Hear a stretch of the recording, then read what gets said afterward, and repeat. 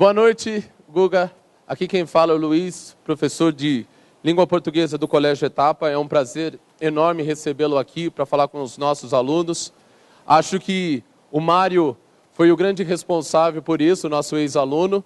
Né? Seja bem-vindo ao Colégio Etapa, né? Ao projeto EMUN, que tem como princípio básico formar alunos em relações internacionais. Não necessariamente profissionais de relações internacionais, mas pessoas conectadas ao mundo.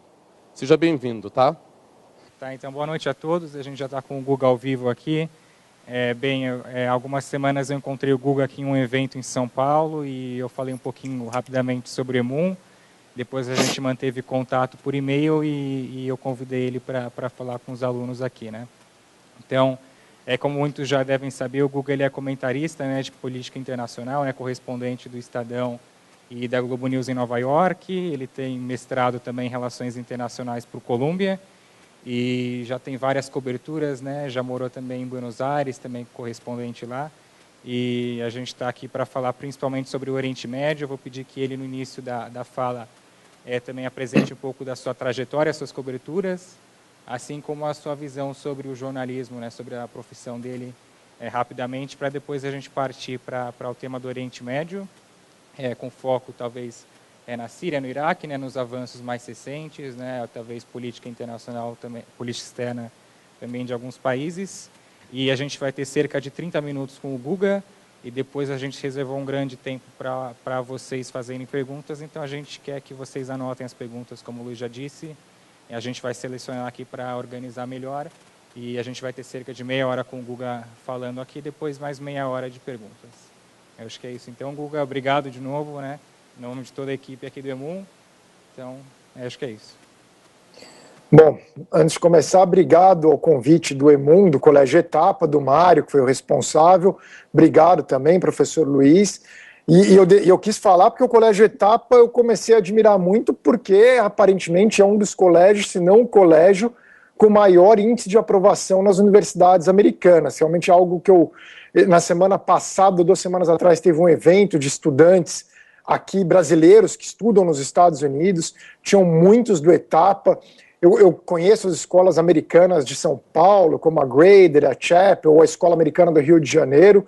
E olha, o Etapa está à frente dessas escolas, e isso é algo que realmente chamou muito a minha atenção, especialmente porque eu sou entusiasta para que as pessoas venham estudar nos Estados Unidos. Eu estudei aqui no high school, quase fiz o college, desisti em cima da hora, me arrependo parcialmente de não ter feito college aqui nos Estados Unidos, mas eu voltei mais velho para fazer mestrado na Colômbia. Mas eu acho que fazer faculdade no exterior ou morar no exterior, nem que seja por um período curto, e não necessariamente nos Estados Unidos, pode até ser nos países que têm fronteira com o Brasil, como a Argentina, onde eu morei, é um país fantástico, ou se quiser ir para um país da África, da Europa, do Oriente Médio, enfim, eu acho que a experiência de morar fora na atual geração é muito importante. As gerações anteriores não tinham essa mesma oportunidade, porque não dava para pesquisar na internet 1000 lugares, 1000 opções que você poderia ir, era muito mais complicado. Hoje tudo isso é muito mais fácil, então eu super recomendo que vocês passem um período da vida no exterior e quem tiver oportunidade faça a faculdade. Faz parte, muitos aí têm origem com avós ou bisavós que nasceram em outros países e que migraram para o Brasil mesmo também, pode morar em outros países, faz parte disso tudo.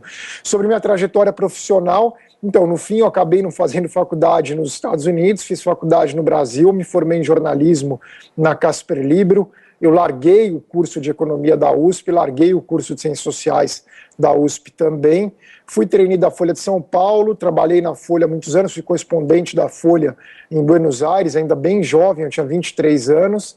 Depois, em 2005, eu vim para Nova York, fiz o mestrado. Quando terminei, virei correspondente itinerante do Estadão no Oriente Médio, passando por vários países, Líbano, Síria, Jordânia, Egito, Israel, territórios palestinos, Omã, Iêmen, enfim.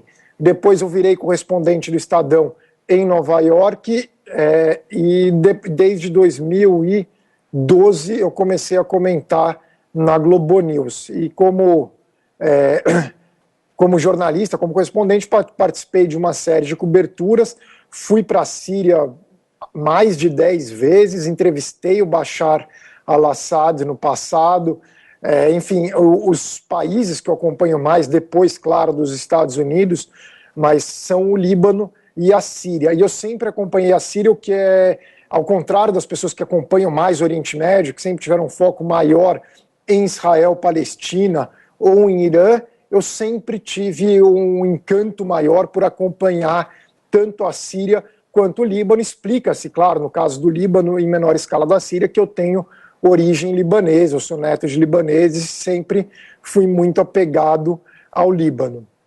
Bom, eu vou iniciar, eu não sei até que ponto vocês têm o conhecimento de vocês sobre a região, sobre a Síria.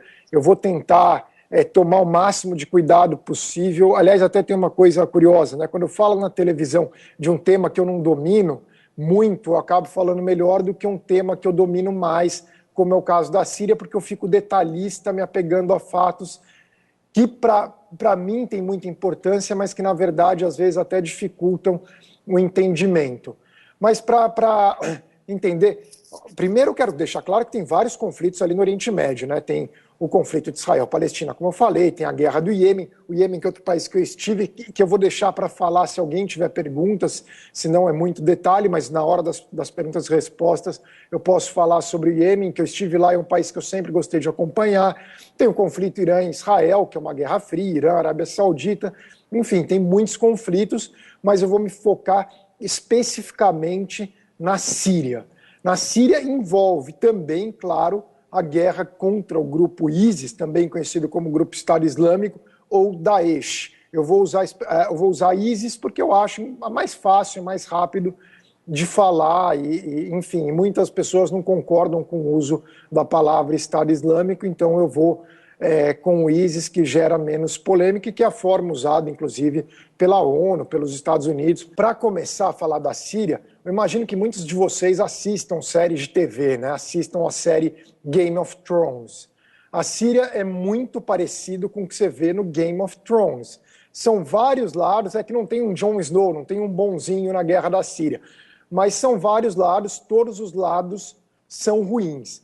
Tenham isso em mente. A segunda coisa, antes de começar a falar especificamente da guerra, eu quero falar sobre o Bashar al-Assad. O Bashar al-Assad, ele é filho do Hafez al-Assad. O pai dele foi quem construiu o atual regime da Síria. No final dos anos 60, começo dos anos 70, o nome dele era Hafez al-Assad. Também indo, daí no caso, para o cinema, o pai dele construiu o regime da Síria de uma forma similar ao que o Vito Corleone teria construído a máfia aqui no filme Poderoso Chefão. É a pessoa que construiu, então ele tinha um talento nato para construir esse regime. E o regime dele tinha alguns pilares importantes.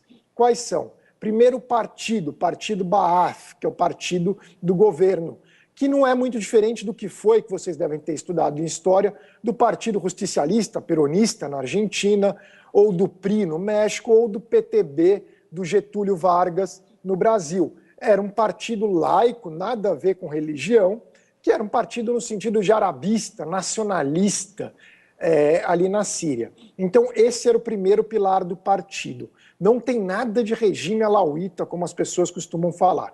O Partido Ba'ath tem sunitas, tem cristãos, tem alauítas, tem drusos.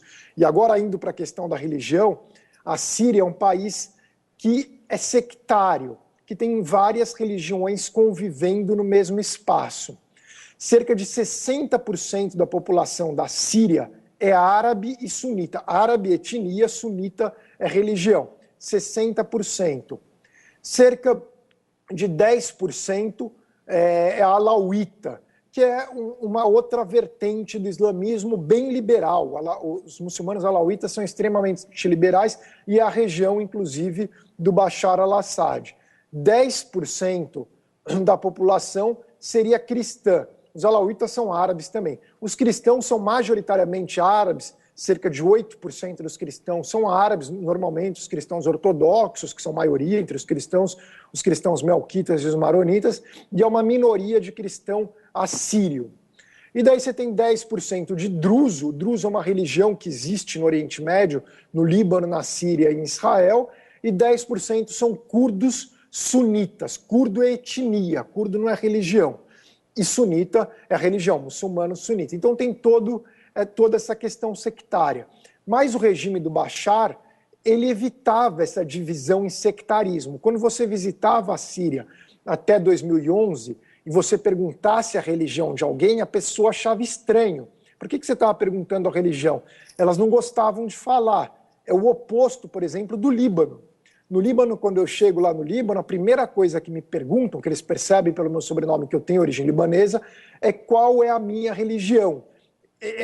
Daí, quando eu falo que é cristão, que eu sou cristão, eles perguntam run ortodoxo, run católico, maronita. Quer dizer, eles querem saber se eu sou cristão maronita, cristão melquita, cristão grego ortodoxo.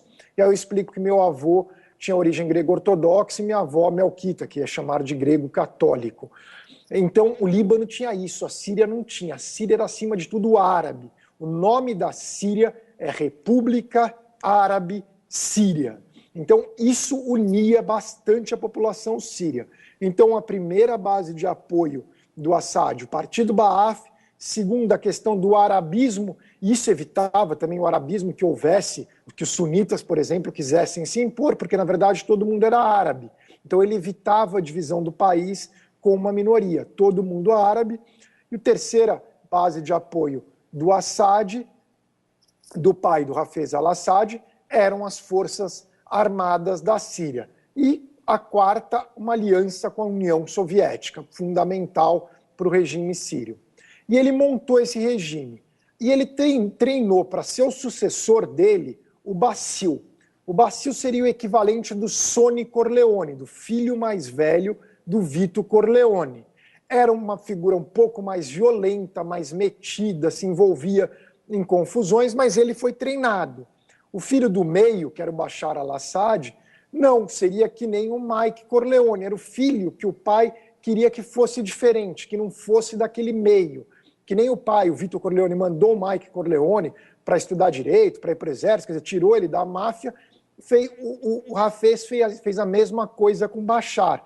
O Bashar é formado em medicina pela Universidade de Damasco e fez residência em Londres. Quando ele morava em Londres, ele conheceu a mulher dele, a Asma, que é uma síria que cresceu em Londres, que estudou no King's College, uma das melhores universidades do Reino Unido, chegou a ser aceita na Business School de Harvard, que é uma das melhores do mundo, e trabalhou no JP Morgan. Ela é toda descolada, anda de All-Star, até hoje ela anda de All-Star, cabelinho todo descolado, ela nunca cobre a cabeça, e ela é sunita, só como curiosidade, ela é sunita, não é alauíta, mais um motivo para não dizerem que o regime do Assad é alauíta. Enfim, ele casou com ela, só que o problema é que o Bassil morreu num acidente de carro, ele estava em alta velocidade numa estrada e morreu. E nesse momento, o Hafez, o pai, que já estava envelhecendo, estava doente, buscou o Bashar, porque o filho mais novo era meio bobo, né? Não era uma figura, justamente como no Poderoso Chefão, que é o Maher, no caso da família Assad. Então, daí o Assad voltou e foi treinado rapidamente pelo exército, e no ano 2000, só com 34 anos, o pai dele acabou morrendo e ele foi escolhido como presidente da Síria, sucedendo o pai. É curioso porque é diferente dos outros países na região, onde há uma monarquia, no caso da Jordânia, nos países do Golfo, no caso da Jordânia passando de pai para filho, na Arábia Saudita passando de irmão para irmão, agora vai passar de tio para sobrinho na próxima sucessão, nos Emirados Árabes e em outros lugares também passando de pai para filho, e nas repúblicas árabes, que são o Egito, a Tunísia, a Argélia, não, passava de uma figura para outra. Então passou do Nasser para o Saddam, para o Mubarak, não passava de pai para filho. Então a Síria teve essa questão, que era uma república, mas passou o poder de pai para filho. E o Bashar assumiu o poder em 2000, querendo sim reformar a Síria no primeiro momento, tanto politicamente quanto economicamente. Ele trouxe avanços importantes para a economia da Síria, abriu bastante o setor econômico da Síria, criou bancos privados, assinou alguns acordos de livre comércio. ele integrou a Síria um pouco mais à comunidade internacional. No campo político, ele tentou inicialmente fazer aberturas, que eles chamam de primavera de Damasco, mas a linha dura do regime ligado ao pai dele vetou. Nesse momento, ele podia ter tentado seguir adiante, ele não seguiu. Pode ter sido por covardia? Pode, mas também tem quem diga, se você bate de frente, talvez ele tivesse sido deposto pelo tio dele. Então, era uma situação complexa. E ele seguiu no poder. Em 2003, os Estados Unidos invadiram o Iraque e derrubaram Saddam Hussein do poder.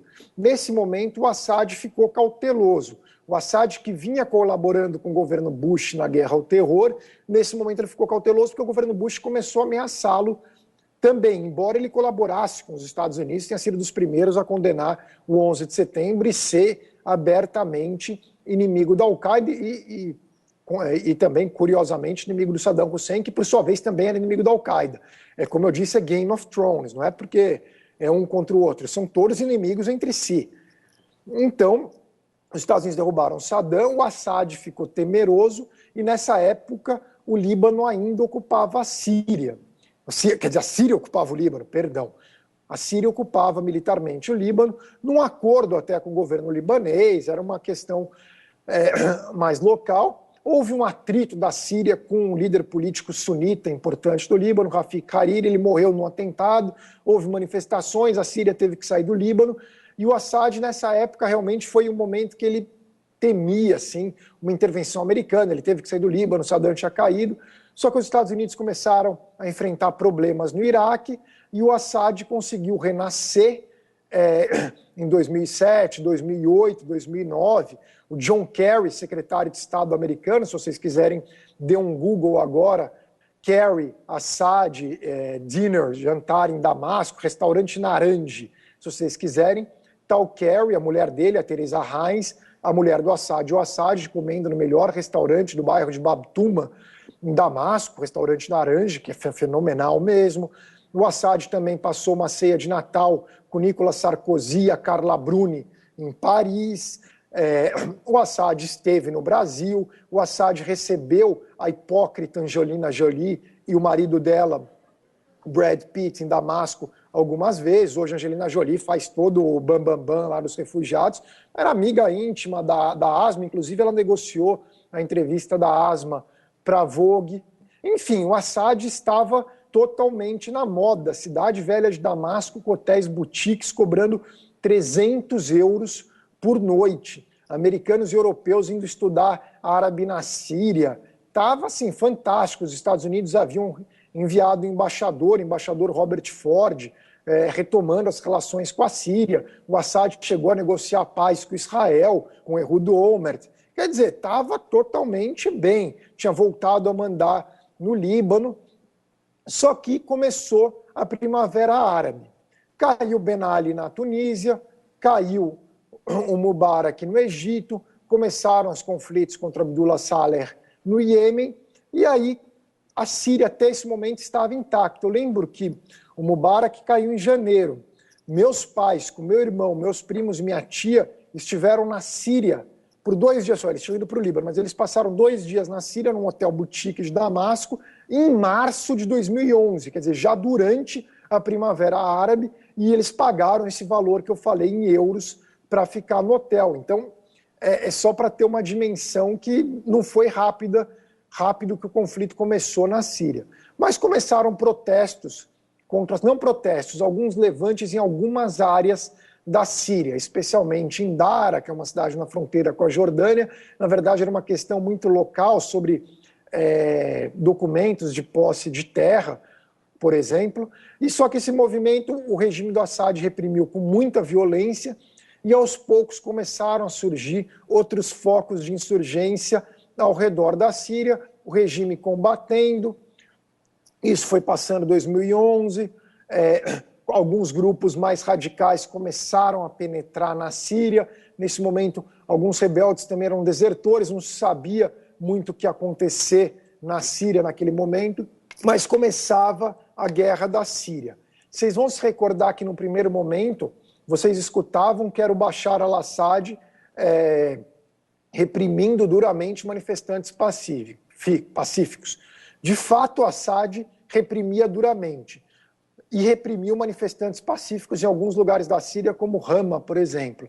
Mas vocês, se pensarem agora, não vão se lembrar de um protesto contra o Assad em Damasco. Tiveram pouquíssimos, reuniram pouquíssimas pessoas. Tiveram protestos com mais de 100 mil pessoas a favor do Assad em Damasco. Mas ele reprimia, sim, os rebeldes com dureza. Os rebeldes também começaram a se armar, começaram a receber armamentos de outros países, de países do Golfo, treinamentos, e alguns grupos rebeldes foram se radicalizando cada vez mais eles ficavam extremistas e começavam a adotar um tom sectário contra as minorias, contra os cristãos, contra os alauítas, contra os drusos e contra os poucos xiitas que há na Síria.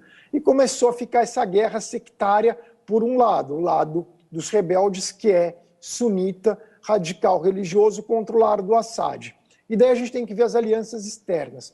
O Assad, desde os anos 90, com o pai dele, mas passando para o filho, fez uma aliança com o Irã e no Líbano com o Hezbollah.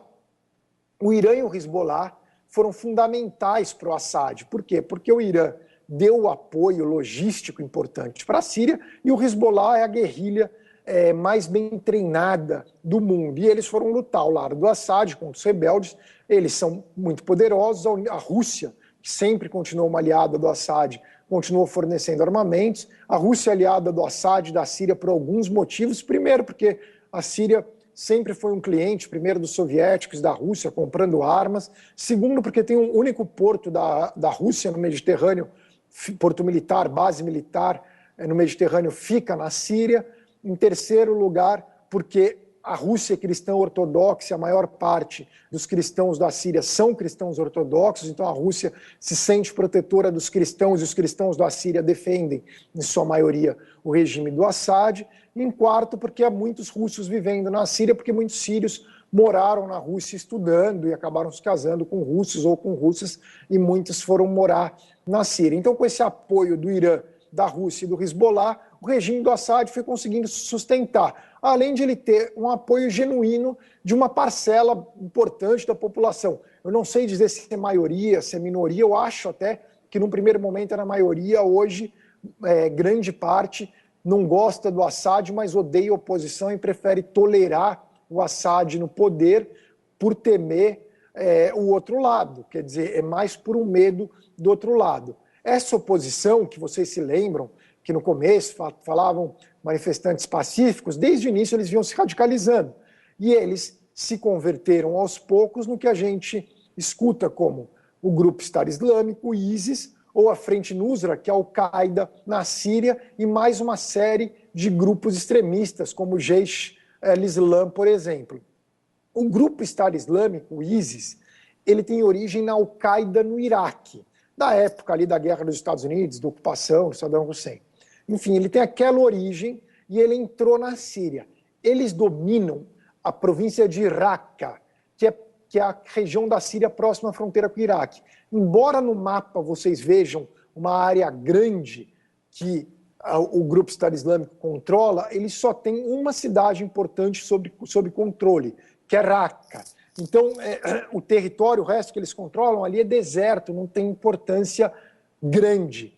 E eles não têm muito apoio de sírios. A maior parte dos membros do Grupo Estado Islâmico veio de outros lugares do mundo. Vieram da Chechênia, vieram da Líbia, vieram do próprio Iraque, vieram alguns do Ocidente. Quer dizer, é um exército quase global, com muita gente. Tem sírios? Tem, mas tem muitos que não são sírios, inclusive que sequer falam árabe. Então, eles montaram, e a base deles é essa, que pega a província de Raqqa e, claro, adentro do Iraque. No Iraque eles dominam cidades mais importantes, como Mossul, que é a segunda cidade mais importante do Iraque, ou Fallujah, que é outra cidade importante, ali na província de Anbar. Mas eles estão nessa área, esse é o foco deles. Eles têm alguns outros focos ao redor da Síria, mas não dominam nenhum outro território.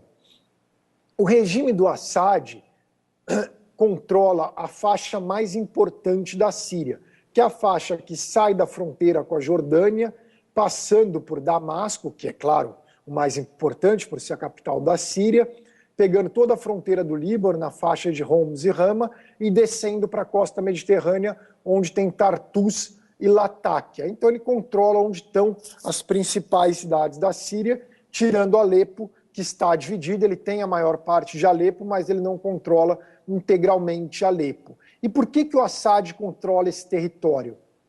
No caso do Mediterrâneo, é porque ali realmente ele tem mais apoio popular, e o Mediterrâneo até agora praticamente não sofreu com a guerra. Tartus e Latáquia não aconteceu nada. Na província de Latáquia até, mas Tartus e Latáquia não teve uma troca de tiros. E na fronteira com o Líbano é muito importante para o Hezbollah e para o Irã. Por quê? Porque o Irã e o Hezbollah usam a Síria para que o Irã possa armar o Hezbollah num outro conflito que o Hezbollah tem contra Israel. Então eles precisam desse território. Para o Irã e para o Hezbollah, a região de Raqqa, por exemplo, não tem importância alguma, porque não está na logística deles. O Assad é importante para eles por questões táticas.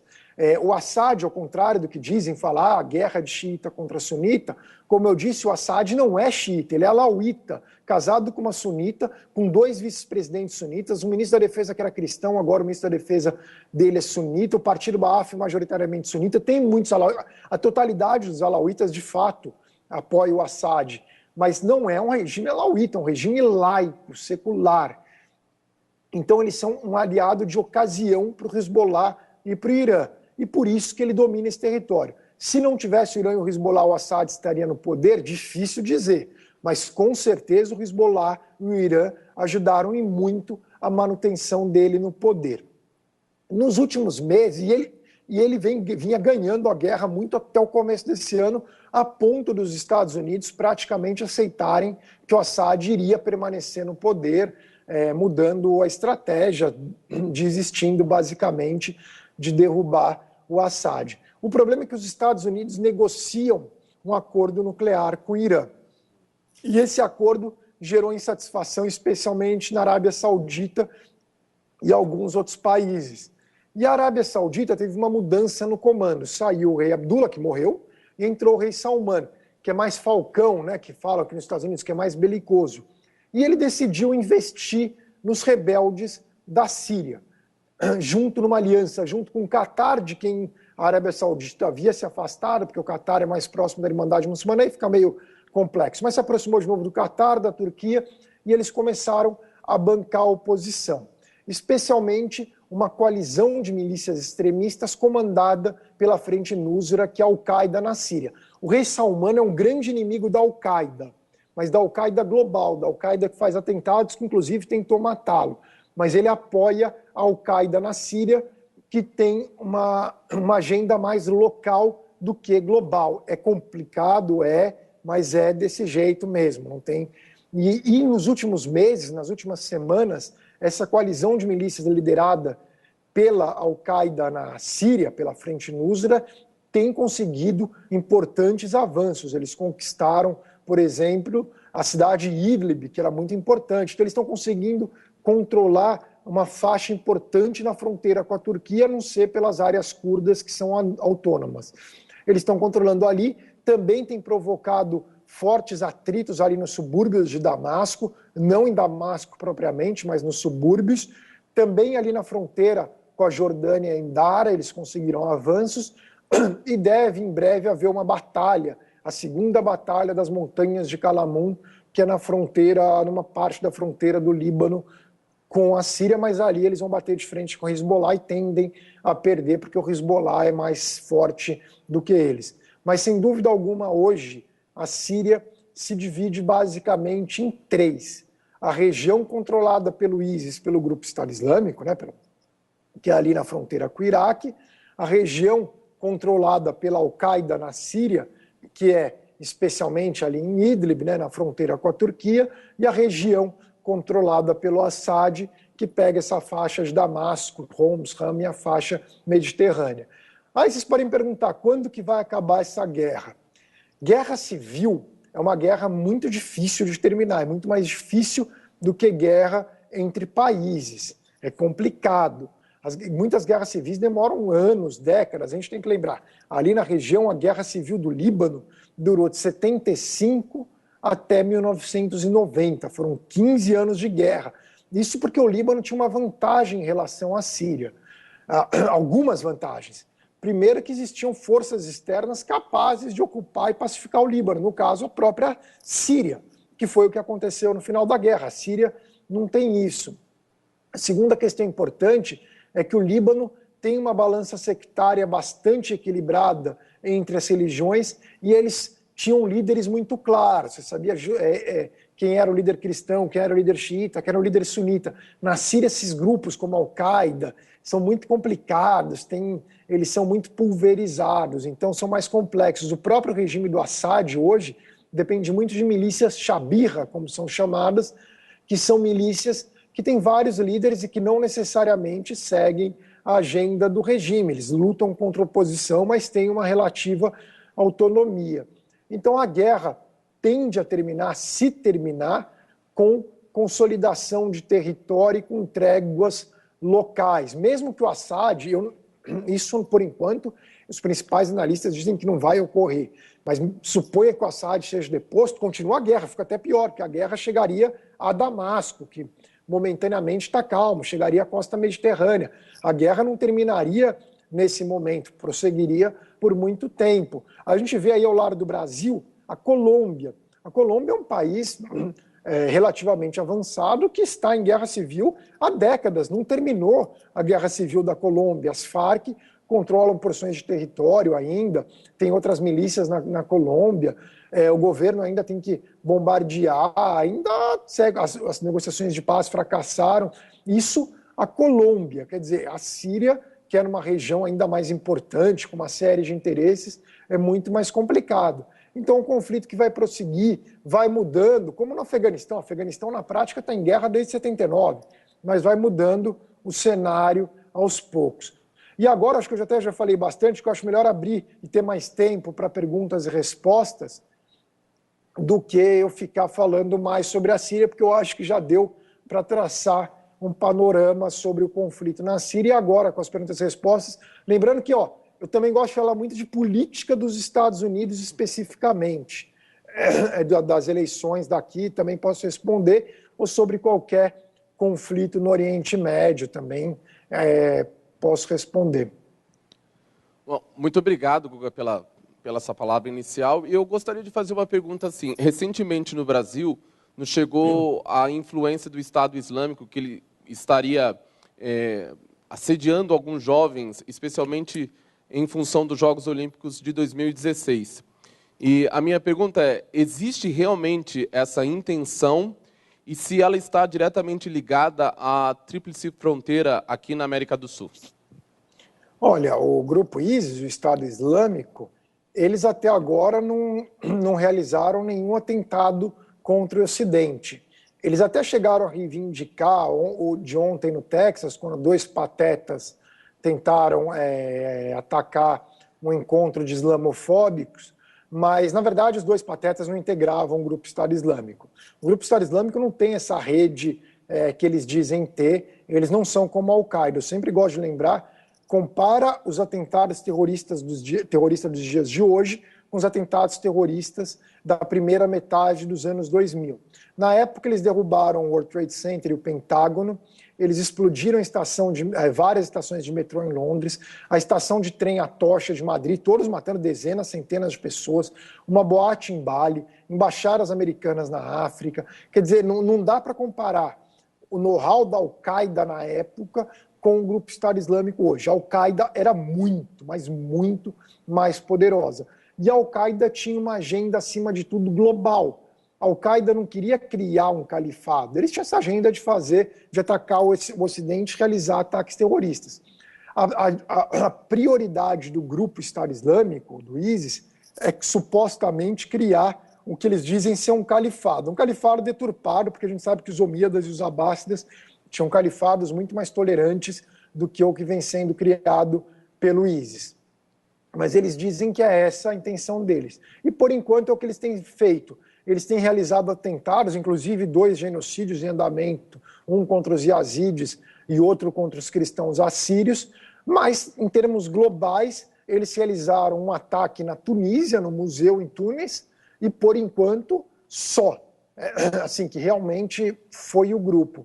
Se eles estão buscando no Brasil, a comunidade islâmica tradicional no Brasil, eles não seriam de forma alguma influenciados pelo grupo Estado Islâmico, eles são muito bem integrados à sociedade brasileira, são pessoas de origem sírio-libanesa que estão no Brasil, que moram tanto na Grande São Paulo, às vezes moram na Tríplice Fronteira. Eles podem ter algumas ligações com grupos, especialmente no Líbano, como o caso do Hezbollah, mas com o grupo Estado Islâmico não é o perfil deles. Por outro lado, há sim algumas pessoas que se converteram ao islamismo no Brasil, e dentre esses uma minoria absurda talvez seja influenciada por ideias do grupo Estado Islâmico, do ISIS, e tenham uma ideia errada e ajam como lobos solitários, que são inclusive os que têm feito os mais recentes atentados no mundo, como a gente viu no Texas ontem, o Boston, por exemplo, Austrália, Dinamarca. Então, seriam esses lobos solitários. Então, se eu acho que pode haver um atentado de lobo solitário no Brasil, pode. De lobo solitário, pode. Mas um atentado do ISIS contra a Olimpíada, não dá para descartar, assim, eu também não tenho as informações das agências de segurança, tudo. Eu acho que da Al-Qaeda seria mais provável do que do ISIS. Se fosse para apostar num grupo que realizaria um atentado no Brasil, eu apostaria ainda na Al-Qaeda, que ainda mais com os avanços da Al-Qaeda na Península Arábica recentemente, a Al-Qaeda teria mais condições de realizar um atentado. O ISIS é muito capenga, eles não têm, assim, basta comparar os atentados. Mas agora, um lobo solitário, nunca descarte essa possibilidade, nem precisa ser na Olimpíada. Pode ser a qualquer momento, em qualquer lugar, tem um idiota que pode fazer isso. Quem gostaria de fazer pergunta, levanta a mão e entrega as perguntas para os nossos auxiliares, tá bom? Então, aqui a gente tem, aqui sobre o Iêmen mesmo, qual a possibilidade aqui do Saleh, né, o ex-presidente, voltar ao poder com o apoio dos Houthis?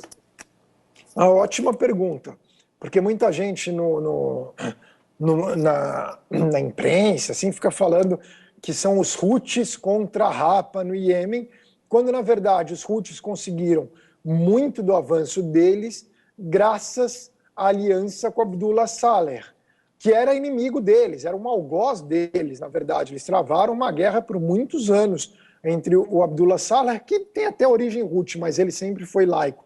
Mas ele era inimigo dos Houthis, mas eles fizeram essa aliança e graças ao apoio do Saleh, que controla ainda uma boa parte das Forças Armadas, os Houthis conseguiram avançar bastante na guerra do Iêmen. Eu acho que o Saleh dificilmente voltaria ao poder porque a Arábia Saudita provavelmente não toleraria o retorno dele. Mas talvez o filho dele, o Ahmed Saleh, poderia ser uma alternativa na visão do Saleh. Depende muito do contexto nos próximos meses do conflito. A gente tem visto que os Houthis ainda controlam, especialmente o norte, Sanaa, mas eles têm perdido espaço no sul, onde eles não têm presença, onde tem havido um avanço da Al-Qaeda na Península Arábica e de separatistas. E muitas tribos sunitas também têm se aliado à Al-Qaeda na Península Arábica. Então eu acho que o Saleh retornar, eu acho que seria difícil para haver um acordo. Pode até ser que ele retorne, mas eu acho improvável. Eu acho que ele quer mais manter a influência dele, ser uma espécie de eminência parda, seja contra o líder, seja com o próprio filho dele. Tá, aqui a gente tem uma pergunta um pouco mais geral aqui sobre como você vê aqui a postura da administração do Obama, a política externa do Obama com relação à Síria, né, o apoio, a tentativa de apoio dele inicial, né, que falhou, e agora eles estão tentando procurar uma alternativa, né, de alterar a situação. Olha, na verdade, o Obama nunca quis se envolver muito na Síria, porque ele sabia que lá era Game of Thrones, todos os lados eram ruins, e melhor era observar para ver o que iria acontecer. Independentemente da retórica que a gente escutava, o governo americano tem informações, sabia que o regime do Assad tinha um apoio genuíno na Síria, que era difícil derrubá-lo, então eles foram mantendo um apoio retórico inicial para os rebeldes, também treinaram um pouco alguns grupos rebeldes,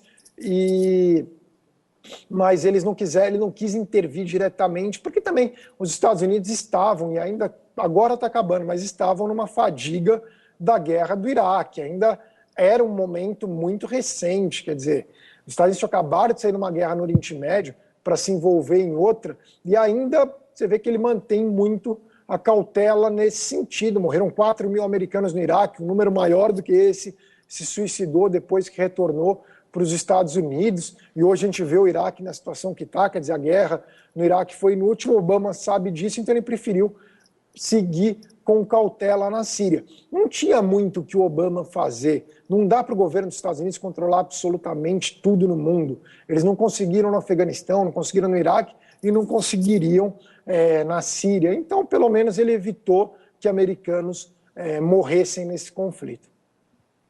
Tudo bem aqui. Agora uma pergunta um pouco mais geral, né, sobre a mídia, né, o jornalismo. A informação fornecida no Ocidente vem principalmente das agências, né, norte-americanas, né?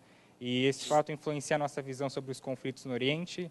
E se sim, qual deve ser uma postura sensata dos fatos? Eu acho que era assim no passado, antes da internet. Hoje as pessoas podem se informar tem infinitas fontes de informação para acompanhar os acontecimentos ao redor do mundo.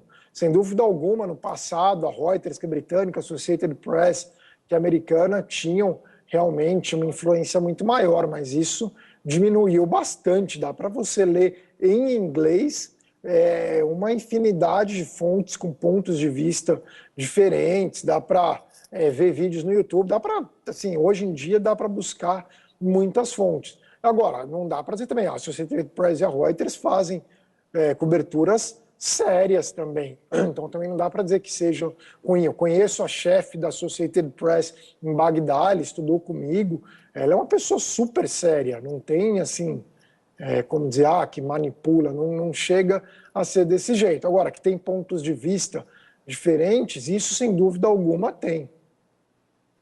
Sim, também, mas eu sei que, por exemplo, na internet, no seu blog, você sempre posta, né, um aviso, comentários islamofóbicos, né, vão ser excluídos, né, e desde o 11 de setembro vem crescendo o fenômeno da islamofobia, e você, no meio da mídia, observa, então, muitos casos desse tipo de preconceito?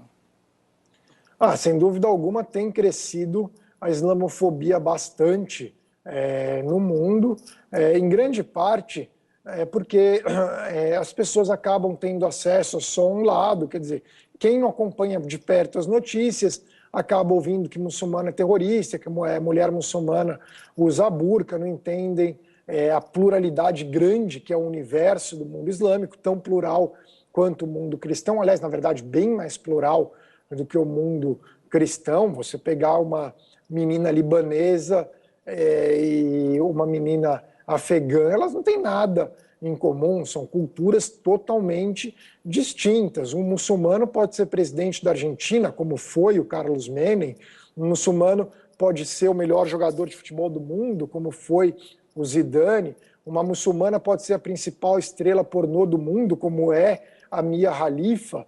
Então, muçulmano pode ser absolutamente qualquer um, pode ser muçulmano, inclusive o comandante americano da luta antiterrorismo, das ações de drones dos Estados Unidos, da CIA, quer dizer, o principal chefe da CIA nas operações de drones para combater a Al-Qaeda é muçulmano, é o Michael D'Andrea. Convertido, além de tudo, não é nem que nasceu muçulmano, ele se converteu ao islamismo. Pode ser muçulmano, pode ser o atirador do Charlie Hebdo, como pode ser o policial que lutou contra esses atiradores. Então, a islamofobia é generalizar o mundo islâmico como uma coisa só, em vez de criticar quem fez a coisa errada. Então, criticar a Al-Qaeda, criticar o Hamas, criticar o grupo Estado Islâmico, o ISIS, é corretíssimo. criticar a forma como as mulheres são tratadas na Arábia Saudita é super correto, mas não falar que as mulheres no mundo islâmico não. Bangladesh, as 2 líderes políticas de Bangladesh são mulheres. Na Bósnia, as mulheres não sofrem repressão. Então, assim, depende do lugar que você está falando. Quer dizer, mulheres muçulmanas já foram chefe de Estado na Indonésia, com Megawati Sukarnoputri, já foram na Turquia com a Tansu Çiller, já foram no Paquistão com a Benazir Bhutto, já foram, como eu disse, em Bangladesh, diferentes mulheres, mas ainda não foram nem nos Estados Unidos, nem na França. Quer dizer, de uma certa forma, as mulheres politicamente chegaram no topo do comando do país em nações islâmicas, mas não nos Estados Unidos. Por outro lado, na Arábia Saudita, a mulher não pode dirigir. Quer dizer, você tem que ver onde é o problema. Daí falam, mutilação genital. Mutilação genital não é uma coisa dos muçulmanos. Etiópia e Eritreia, que são países cristãos, têm índice de mutilação genital igual a de alguns países muçulmanos. Os países muçulmanos que têm mutilação genital são os países muçulmanos que se localizam na África. Nem a Arábia Saudita tem mutilação genital. É uma questão local da África. E no Egito, que tem 90% muçulmano e 10% cristão, o índice de mutilação genital entre os cristãos é idêntico ao dos muçulmanos. Então, o problema da islamofobia, na verdade, é generalizar em vez de criticar o que está errado. Então, não critique os muçulmanos pelas mulheres, critique o regime da Arábia Saudita. Aí sim, está certo. Não fale que todos os muçulmanos são terroristas, fale que é terrorista o grupo Estado Islâmico, Al-Qaeda, o Hamas, quem faz atentado terrorista. Não diz que os muçulmanos moderados não falam nada, porque eles sempre condenam os atentados, e mesmo assim nem teriam que condenar. O Benzema, que foi o craque da França na última Copa, ele simplesmente não é responsável pelos caras que entraram na Charlie Hebdo matando os cartunistas. Ele não tem nada a ver. Ele nem, assim, ele não tá, tipo, ele é muçulmano, nasceu muçulmano e pronto. Então esse que é o grande problema da islamofobia, da generalização de uma religião, em vez de criticar o que de fato está errado e que não tem a ver com a religião. O regime da Arábia Saudita é um problema, porque o regime da Arábia Saudita é um problema, assim como o regime chinês é um problema. Então não tem como generalizar para os demais países. Tá bom, obrigado. Agora, pauta aqui, a Líbia, né? Qual a atual situação na Líbia, né? E a relação com o contexto internacional? Bom, a Líbia não existe mais como país na prática, ela é dividida entre várias federações de milícias, tem um governo reconhecido pelo Ocidente que não tem força nenhuma, fica numa cidadezinha perto da fronteira com o Egito, o restante está com essa federação de milícias. Foi um grande erro do Ocidente, talvez nem tanto a intervenção, mas eles intervieram na Líbia e abandonaram o país posteriormente, foram embora, largaram lá um monte de milícia super armadas e deu no que deu. Hoje a Líbia, sem dúvida alguma, é pior do que nos tempos do Gaddafi, quando já era muito ruim. Então é bem grave, além do que a Líbia é ponto de partida para milhares de refugiados da África buscarem asilo na Europa. A próxima é, você acha que é possível uma união entre o Estado Islâmico e o Boko Haram?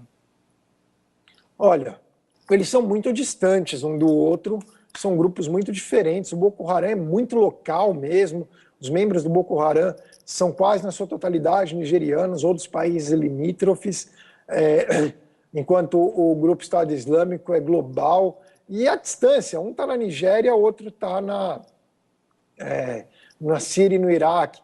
Agora, um se inspirar no outro, isso pode acontecer, mas na verdade ambos se inspiram no arabismo que é difundido pela Arábia Saudita com a tolerância da maior parte da comunidade internacional que insiste em achar que o Irã que é o radical, quando todo mundo sabe que a Arábia Saudita é muito mais radical, que a Arábia Saudita que financia madraças propagando o arabismo ao redor do mundo, e o Boko Haram, o ISIS, o Grupo Estado Islâmico, o Al-Qaeda, o Al-Shabaab, são todos wahhabitas. Então, na verdade, todo mundo sabe de onde vem essa ideologia, que é a ideologia wahhabita, que é uma ideologia ultra extremista. Mudando um pouco aqui, você pode comentar um pouco sobre o genocídio armênio e a falta de reconhecimento pelo Brasil e o que motivaria isso? Olha, o genocídio armênio aconteceu, é historicamente comprovado. Os armênios são um povo que habitavam originalmente ali a região da Anatólia, na Turquia, e também a Rússia. Então, existem os armênios da Rússia e os armênios do Império Otomano. O genocídio foi contra os armênios do Império Otomano e ocorreu dentro do contexto da Primeira Guerra Mundial. Por quê? Porque os armênios eram cristãos e a Turquia achava que os armênios estavam aliados da Rússia, que também era cristã, achava que eles estavam lutando ao lado da Rússia. Quando os armênios, na verdade, sempre foram parte integral do Império Otomano, que foi muito tolerante, mas naquele momento o Império Otomano queria deixar a Turquia não muçulmana, na verdade, mas a Turquia turca, tanto que eles perseguiam os curdos, que também são muçulmanos, aliás, perseguem até hoje. A grande questão da Turquia era deixar a Turquia turca, especialmente na área da Anatólia. Então, eles levaram adiante um genocídio de armênios, massacrando centenas de milhares e expulsando outras centenas de milhares para o deserto de Deir ez-Zor, em direção à Síria, onde os armênios foram bem recebidos pelas comunidades síria e libanesa. Até hoje tem muitos armênios, tanto na Síria quanto no Líbano. Os dois países, inclusive, reconhecem o genocídio armênio. E junto com os sírios e libaneses, eles imigraram para várias partes do mundo, especialmente Estados Unidos, Argentina, Brasil e França. Os armênios da Rússia fizeram parte da União Soviética, que ficaram independentes e são o país Armênia. Então, eles não são os mesmos armênios. Os armênios, por muito tempo, tentavam buscar o reconhecimento do genocídio, conseguiram o Uruguai em 65, acho que a Rússia foi em 75, aos poucos foram conseguindo reconhecimento. Hoje tem de vários países, como a França, a Argentina, o Chile, o Líbano, enfim, avançaram bastante nessa questão, mas alguns países, como o Brasil, Estados Unidos, Israel e muitos outros ainda não reconhecem. No caso dos Estados Unidos, especificamente, é por causa das relações com a Turquia.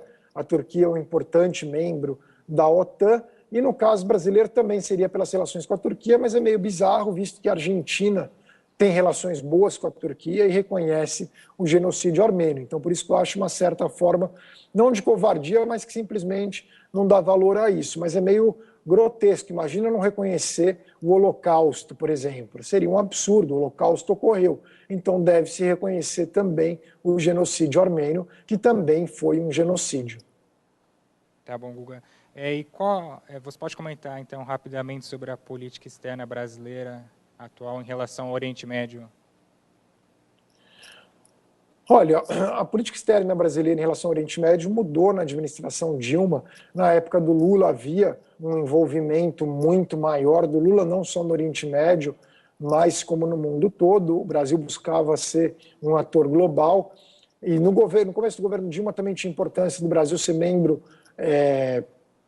do Conselho de Segurança da ONU, agora já não é mais, e a Dilma acabou se distanciando do Oriente Médio, não se envolve muito. Às vezes ela dá umas declarações que as pessoas falam, mas na verdade ela dá declaração mais por desconhecimento do que por achar determinada coisa. O Lula e o Celso Amorim, na época, eram mais engajados em questão de Oriente Médio.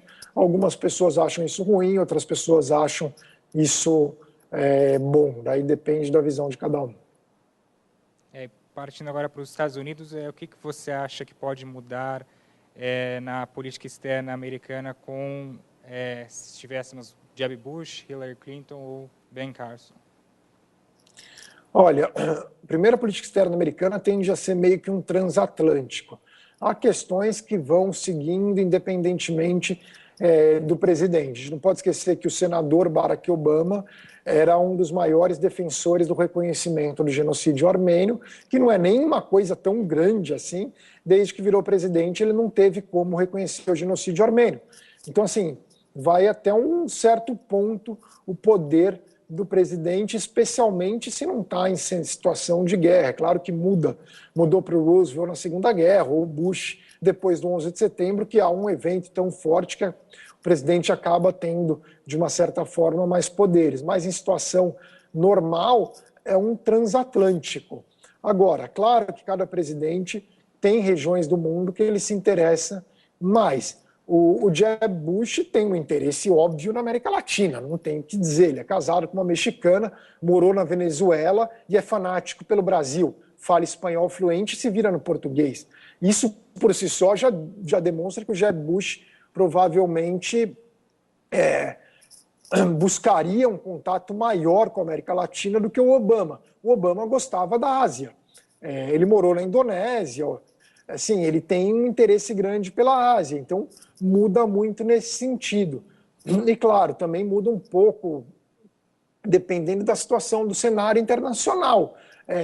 Depende do que estiver acontecendo naquele período. No começo do governo Obama, a Rússia estava próxima dos Estados Unidos. O Medvedev era uma figura que queria uma aproximação. Entrou o Putin acabou entrando em choque. Não foram os Estados Unidos que quiseram, Putin, de uma certa forma, quis. Então, vai até um certo limite. Agora, a Hillary tem um conhecimento grande de política externa. O Ben Carson não vai ser candidato, não vai ser o escolhido para ser candidato americano, a não ser que seja uma zebra mais histórica na história das primárias, mas de qualquer forma o Ben Carson não sabia o que era o Knesset, que é o nome do parlamento de Israel, e isso para uma pessoa que queira ser presidente dos Estados Unidos é eliminatório.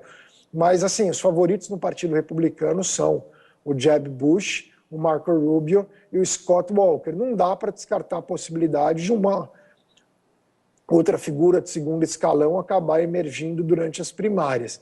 Mas, historicamente, no Partido Republicano, acaba ganhando sempre uma figura um pouco mais do mainstream republicano, mesmo porque se depende muito das primárias silenciosas, que são as doações, e também a gente não pode esquecer que os estados que votam democrata nas eleições, como, por exemplo, Califórnia e Nova York, eles votam na primária republicana, e os republicanos de estados como Califórnia e Nova York são bem moderados e são estados que têm muito peso nas primárias também. Então, eu acho que, no final das contas, assim como foi o Romney na última eleição, que era o mais moderado dos pré-candidatos republicanos, como foi o McCain, que também era moderado para padrões republicanos na eleição anterior, ou Bob Dole nos anos 90, o próprio George W. Bush era visto como relativamente moderado, o pai dele era super moderado, o George Bush. É provável que ganhe, que seja escolhido uma das figuras moderadas. O Jeb Bush, o Marco Rubio ou o Scott Walker. Para o Brasil, o Jeb Bush teria essa vantagem, que realmente é algo muito forte. Ele é casado com mexicana, morou 2 anos na Indonésia, adora o Brasil, é fanático do Brasil, tipo, ele gosta do Brasil, ele tem muitos amigos no Brasil, ele vai muito ao Brasil e se vira no português. Isso realmente, assim, para o Brasil, talvez, e claro, os republicanos são mais a favor de livre mercado, mas para o Brasil talvez fosse melhor. É curioso que pouca gente se lembra disso, mas os presidentes que se deram melhor entre Estados Unidos e Brasil não foram Clinton e FHC, foi Bush e Lula. Eles se adoravam, e o Bush adorava o Brasil. O Obama, simplesmente, ele não tem interesse algum no Brasil. Não é culpa dele, ele gosta da Ásia. Se você falar com o Obama da Indonésia, ele vai ficar com lágrima no olho, da China. São os lugares que ele gosta, que ele estuda. Cada pessoa tem um interesse, que nem eu falei de Síria e Líbano. O Obama é Indonésia, China, ele gosta disso. O Bush gosta de Brasil, México, Venezuela, Colômbia. Bom, eu gostaria de mudar um pouco o assunto, e nós recebemos uma pergunta porque recentemente a gente viu alguns acontecimentos em Baltimore, nos Estados Unidos. E a pergunta que nos chega é a seguinte: a situação do presidente Obama quanto aos protestos em Baltimore e o resto do país é tão ruim quanto aparenta, ou existe algo mais simplista em relação a isso? Ou seja, na verdade, é grave, porque o que nós acompanhamos na televisão, a posição dele não me parece, aí sou eu comentando a pergunta, é um equívoco, mas não me parece ser tão simplista. Eu acho que ele tem consciência dos atentados, dos protestos que aconteceram em Baltimore. Eu gostaria que você só comentasse um pouco, porque nós estamos vivendo uma onda de manifestações pelo mundo, especialmente o Brasil. Gostaria que você comentasse sobre esses protestos em Baltimore. Olha, na verdade, aqui nos Estados Unidos não se associam muito ao Obama. É uma questão muito diferente. Na verdade, o Obama não teria culpa pelo que ocorre em Baltimore. Houve uma polêmica que ele chamou de thugs, que seria bem bandidos, os manifestantes que entraram na farmácia. Ele não quis dizer que eram todos manifestantes, mas algumas pessoas tiraram do contexto. Outros criticam, dizendo que ele fica defendendo esses manifestantes. Mas, na verdade, o Obama, inclusive, quando ele deixar de ser presidente, o foco dele vai ser justamente nessa área dos jovens de minorias, negros ou hispânicos. Esse vai ser o foco do Obama. O instituto que ele vai criar vai ter totalmente o foco nessa questão. Agora, Baltimore, Detroit e outras cidades americanas, St. Louis, são cidades que têm uma violência até maior do que no Brasil. No caso, o índice de homicídios em Baltimore supera, para cada 100 mil habitantes, supera a média brasileira, e 33 para cada 100 mil, a média brasileira é 32, Detroit chega a 40. São cidades que dependiam muito da indústria décadas atrás, mas houve uma desindustrialização com a ida dessas indústrias para outras partes dos Estados Unidos ou do mundo. São cidades que perderam até 1/3 da população, e isso gera uma série de consequências. Uma classe média foi embora, diminuiu a arrecadação. Tem uma questão também, no caso de Baltimore, que o produtor de The Wire, que é uma série de TV que passava em Baltimore, fala que foi o fim dos códigos, que na verdade todo mundo entendia os códigos da relação da polícia com as pessoas, só que isso se perdeu com a chegada do tráfico de drogas. Então é uma série de problemas e que não são, assim, aqui nos Estados Unidos pelo menos, associados ao Obama. Mesmo porque aqui polícia é uma questão, segurança é uma questão muito municipal. Não é nem estadual como no Brasil, é municipal. Ok, muito obrigado. Outra pergunta que nos chega aqui, Guga, é o seguinte, é sobre Cuba, né? Quais foram os motivos para os Estados Unidos voltarem com a relação econômica com Cuba? Então, qual é essa intenção? É realmente manter o diálogo ou existe outro fato por trás disso? Não, na verdade, Cuba, no Brasil fala-se assim de Cuba, uma coisa que divide. Cuba, nossa, um lado idolatra, o outro lado ataca Cuba. Para os Estados Unidos foi assim, mas Cuba é uma ilhota que fica próxima aos Estados Unidos, com 2 líderes extremamente velhos e com a população cubana-americana, as camadas mais jovens, a favor da retomada das relações, a camada mais velha sendo contra, mas é algo que começou a ficar ultrapassado. E os americanos sabem que não adiantou nada esse isolamento de Cuba, que já dura 55 anos, e que poderiam tentar uma outra alternativa. Os americanos, as pessoas acham que o americano é muito ingênuo, mas não são. Por exemplo, eles tiveram uma guerra contra o Vietnã, que foi muito pior do que a guerra contra... Nem teve guerra contra Cuba. Mas a relação com o Vietnã, tiveram 50 mil americanos mortos e hoje eles têm relação com o Vietnã. É o mesmo para a China, e são países que são teoricamente comunistas. Então ficou meio ultrapassado e o Obama soube captar esse momento na sociedade americana e que é um avanço mais para frente. Possivelmente, quando o Fidel não estiver mais vivo, vai acabar o embargo, vai normalizar totalmente as relações. O governador de Nova York, o Andrew Cuomo, foi a negócios agora para Cuba, representando Nova York. Quer dizer, já era. Essa coisa de Cuba é algo que daqui a um tempo ninguém mais vai ter, que nem em relação ao casamento gay, é algo que vai ficar no passado e não tem mais o que falar. Muito obrigado. Eu tenho uma última pergunta que é uma curiosidade minha também, sobre a função social do jornalista. Então, a pergunta que está aqui é a seguinte: por que você escolheu sua profissão? E alguém nesta plateia provavelmente pensa em ser jornalista. Então, qual é a função social de um jornalista no mundo como o nosso? Olha, primeiro tem vários tipos de jornalistas, né? Tem jornalista que é repórter, tem jornalista que dá mais opinião, tem jornalista que edita mais as matérias, tem várias funções dentro do jornalismo, assim como tem várias áreas para se cobrir no jornalismo. Tem política, tem economia, tem esportes, tem cotidiano, tem cultura internacional. Então eu acho que é uma profissão, assim como na medicina também tem várias áreas. Eu acho que a função do jornalista, acima de tudo, é ter ética e tentar mostrar a verdade. Eu acho que o jornalista também tem direito a ter uma opinião, mas ele tem que ser verdadeiro nessa opinião. Ele pode ter uma opinião como eu tenho, e como eu, inclusive, ao falar da guerra da Síria, até falei, né? Quer dizer, tem questões de opinião, tem questões de análise, então eu acho que é importante. Eu acho que o jornalista não deva ser, em hipótese alguma, um ativista. Isso não é correto na minha visão. Mas, bom, sobre por que eu escolhi ser jornalista, eu acho que primeiro é como qualquer profissão, você acaba caminhando porque você escolheu ser professor, inclusive da área de português, é uma coisa que se acaba caminhando meio porque é o que você gosta. Quer dizer, eu gosto muito de dar notícia, de ler, de estar sempre antenado, saber das coisas, mas como todos os jornalistas, nada muito profundamente, dizendo a verdade, porque uma pessoa que gosta, tem muita curiosidade, mas quer se aprofundar, tende a ser acadêmico e não jornalista. E o jornalista gosta de falar de vários assuntos. Um acadêmico, por exemplo, não vai falar na mesma palestra, como eu falei, de Brasil, de Estados Unidos e de Síria. Ele vai ter a área que ele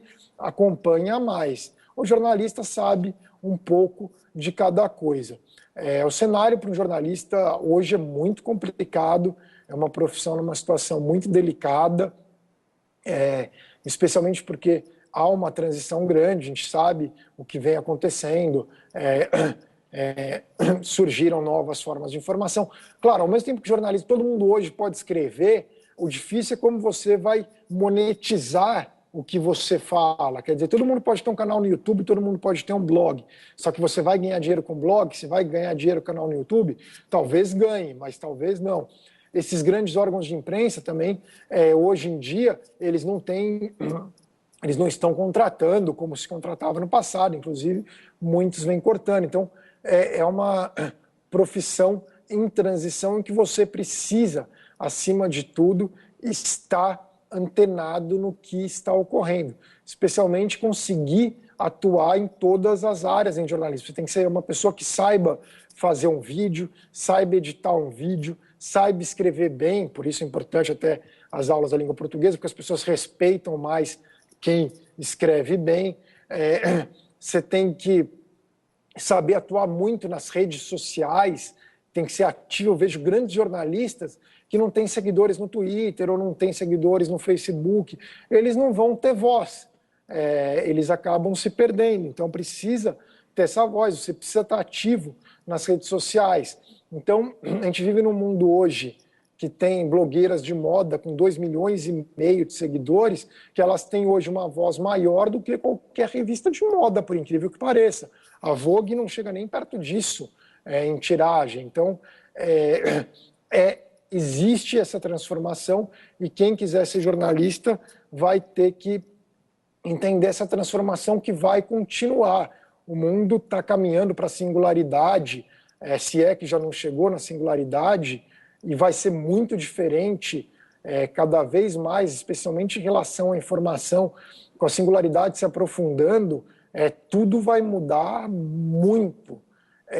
Sem falar nos riscos que Stephen Hawking e outros falam, que a inteligência artificial em breve, talvez não seja em breve, mas a partir do momento que ela superar a gente, ela cresce numa forma exponencial. Assistam o filme Transcendence para entender um pouco, isso tudo está muito, muito próximo. Eu acho, aliás, para saber até como vai ser, eu recomendo ver a série Black Mirror, que é uma série britânica, ou o filme Transcendence, que tem umas coisas meio forçadas, mas o mundo está caminhando para isso, e se você não tiver antenado para isso, você fica para trás. Aliás, eu além de recomendar que vocês morem fora, eu acho que vocês têm que saber, hoje saber codificar é tão importante quanto saber falar inglês.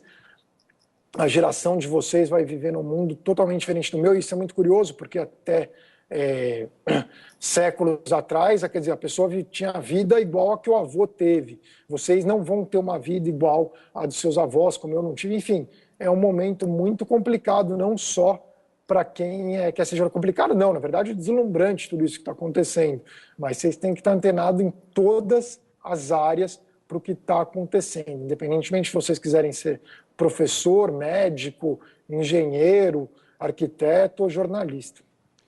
Antes de agradecer a sua participação conosco, eu assisto ao Em Pauta diariamente. E eu sei que existe uma analogia em relação à sua altura. E eu gostaria que você compartilhasse essa analogia, porque é um dos momentos mais engraçados do Em Pauta. Então, eu gostaria que você compartilhasse com os nossos alunos a analogia. Na verdade, eu tenho 1,75 m, que não é baixinho de forma alguma, né? Eu sou mais alto, inclusive, do que o Pontual e o Camarote, que participam do Em Pauta. Mas é que eu fiz uma reportagem com o Sérgio Aguiar, que é o apresentador, e ele tem 2 metros de altura.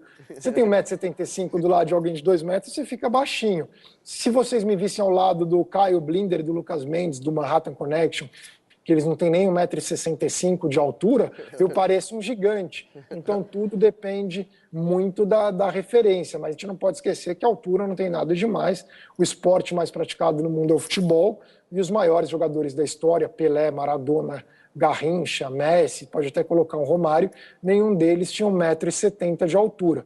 E 3 dos símbolos sexuais para diferentes gerações, o Al Pacino, Tom Cruise e o Gael Garcia Bernal, tampouco são mais altos que eu e têm 1,70 m de altura. Eu tenho 1,75 m, não é pouco, não. Muito obrigado, Guga, em nome do Colégio Etapa, por nos emprestar essa 1h12. Eu agradeço imensamente. Acredito que os nossos alunos saem daqui com uma riqueza interessantíssima por você ter nos emprestado esse seu conhecimento, por ter compartilhado conosco o seu conhecimento. Agradeço ao Mário por ter entrado em contato com você e por você ter sido tão prestativo. Em nome do Colégio Etapa, muito obrigado. Obrigado pelo convite a todos. Tá?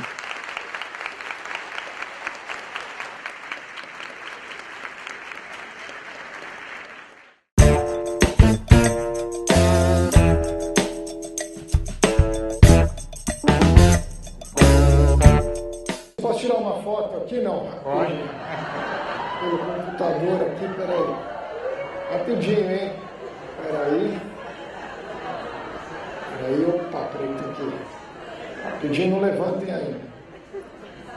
Peraí, uma melhor, né? Porque eu tava olhando para o celular.